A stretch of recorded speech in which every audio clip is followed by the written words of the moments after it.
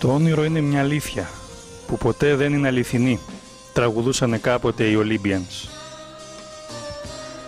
Αυτό το όνειρο ξεκίνησε ένα χειμωνιάτικο βράδυ του 1994, που έμελε όμως να αναθερμάνει τις αναμνήσεις της γενιάς του 1974.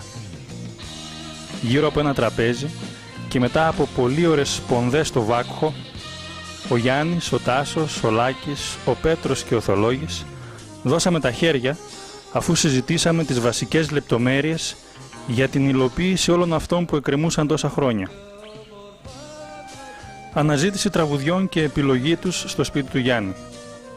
Πρόβες και επιλογή τόνων στα σπίτια του Τάσου, του Λάκη και του Πέτρου.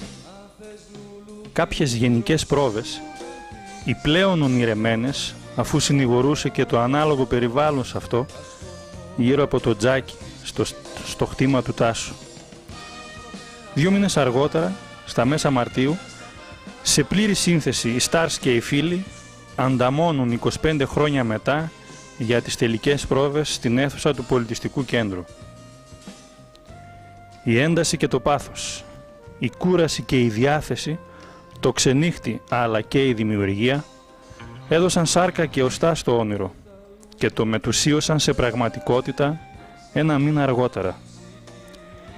Η συναυλία, το πάρτι, το Λάπιο γυμνάσιο ήταν τα κίνητρα. Η μουσική, η εποχή, οι αναμνήσεις, το μαγικό ραβδί για να ζωντανέψει το όνειρο. Παρασκευή 14 Απριλίου 1995 και βλέπω πάλι από την αρχή μια ιστορία αληθινή. Εμείς επιμένουμε. Άνθρωπε αγάπα, τη φωτιά στα μάτα και τη δύναμή σου δώσ' την στο φιλί σου.